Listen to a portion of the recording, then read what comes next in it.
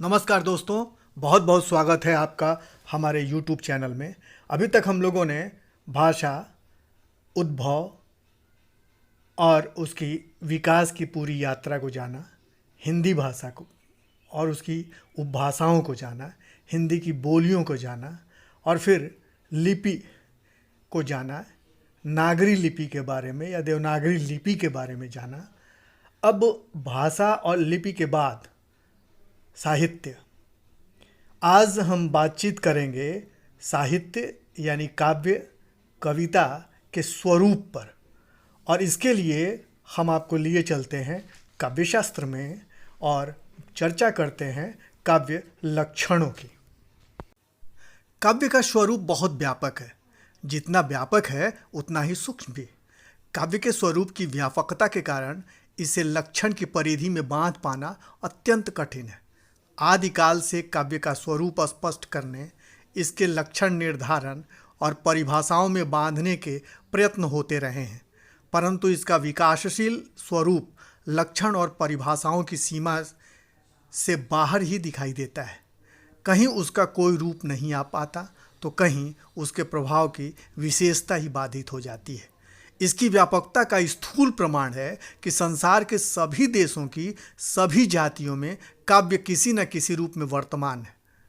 न तो सभ्य संसार इसे सिर्फ अपनी थाती कह सकता है, न शिक्षित ही केवल अपनी संपत्ति। निरक्षर और अशिक्षित लोगों के कष्ट में भी काव्य धारा फूट निकलने के प्रमाण हमारे सामने हैं।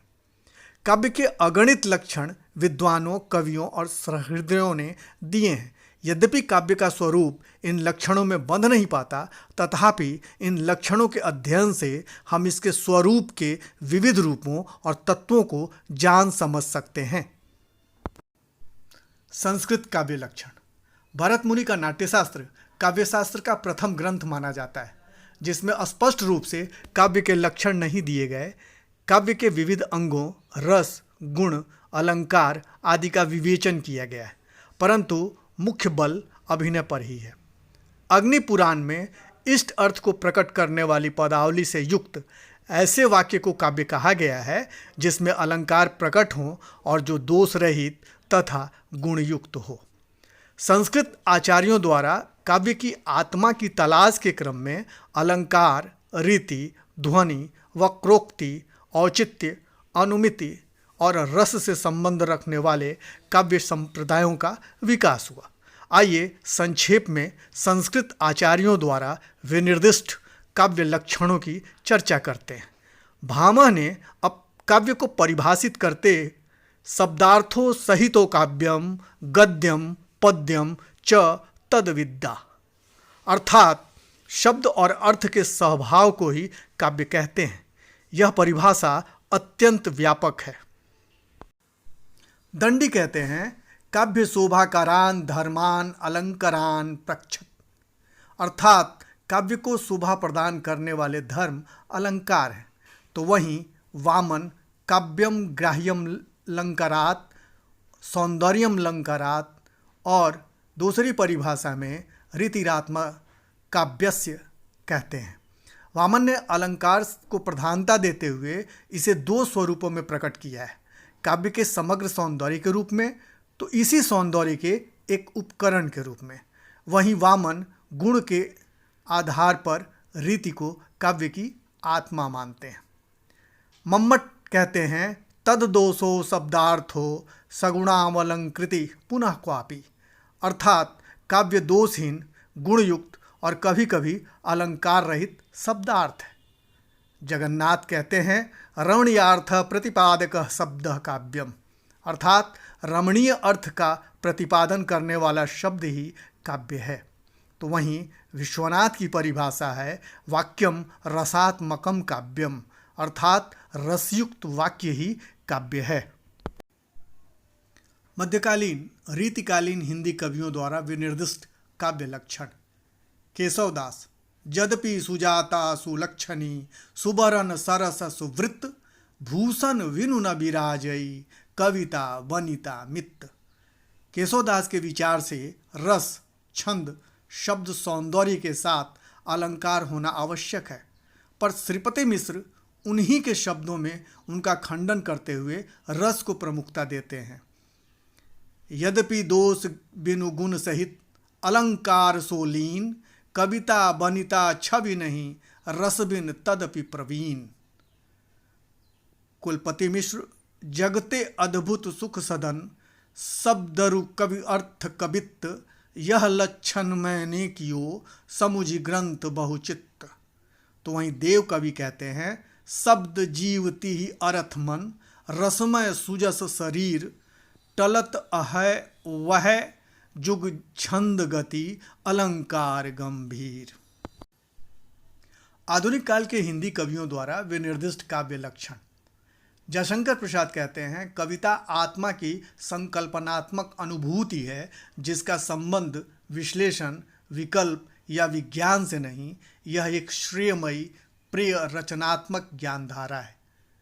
सूर्यकांत तिवारी निराला कहते हैं, कविता विमल हृदय का उच्छ्वास है।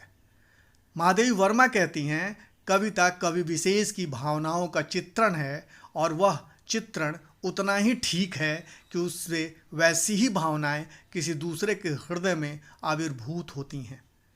सुमित्रानंदन पंत कहते हैं, वियोगी होगा पहला कवि, आह से उपजा होगा गान, निकल कर आँखों से चुपचाप बही होगी कविता अनजान। तो धूमिल के शब्दों में, कविता शब्दों की अदालत में अपराधियों के कटघरे में खड़े एक निर्दोष आदमी का हलफनामा है। डॉक्टर रिपुदमन श्रीवास्तव कहते हैं, जबले दरदल न हिया, सिरजना भइल न कबो, लोर के जोर पर हर गीत मुस्कुराइल बा। हिंदी कवियों के बाद आधुनिक काल के हिंदी आलोचकों ने काव्य लक्षण को लेकर क्या कहा है, आइए जानते हैं। महावीर प्रसाद द्विवेदी कहते हैं कि अंतःकरण की वृत्तियों के चित्र का नाम कविता है। श्याम सुंदर दास का कथन है, काव्य वह है जो हृदय में अलौकिक आनंद का सृजन करे। रामचंद्र शुक्ल कहते हैं, जिस प्रकार आत्मा की मुक्तावस्था ज्ञान दशा कहलाती है, उसी प्रकार हृदय की यह मुक्तावस्था रस दशा कहलाती है। हृदय की मुक्ति की साधना के लिए मनुष्य की वाणी जो विधान करती आई है, उसे कविता कहते हैं। हजारी प्रसाद द्विवेदी के अनुसार साहित्य मनुष्य के अंतर का उच्छलित आनंद है जो उसके अंतर में अटाए नहीं सका था। साहित्य का मूल आनंद का यही अतिरेक है। उच्छलित आनंद के अतिरेक से उद्भूत सृष्टि ही सच्चा साहित्य है। तो नगेंद्र रसात्मक शब्दार्थी काव्य है और उसकी छंदोमयी विधा आधुनिक अर्थ में कविता है। पाश्चात्य काव्यशास्त्र में काव्य लक्षणों पर बहुत चर्चा की गई है। कॉलरिज कहते हैं, poetry is the best word in their best order, अर्थात सर्वोत्तम शब्द अपने सर्वोत्तम क्रम में कविता होती है।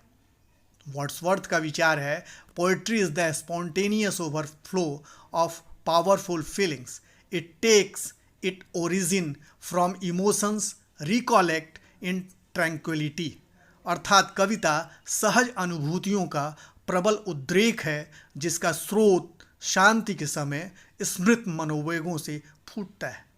शेली कहते हैं, our sweetest songs are those that tell of saddest thought, अर्थात हमारे सबसे मधुर ज्ञान वे हैं जिनमें विषादपूर्ण विचार व्यक्त किए जाते हैं। मैथ्यू अर्नाल्ड की परिभाषा है, poetry is at bottom A criticism of life, अर्थात कविता अपने मूल रूप में जीवन की आलोचना है। चैम्बर्स डिक्शनरी के अनुसार poetry is the art of expressing in melodious words thoughts which are the creation of imagination and feelings, कल्पना और अनुभूति से उत्पन्न विचारों को मधुर शब्दों में व्यक्त करने की कला कविता है।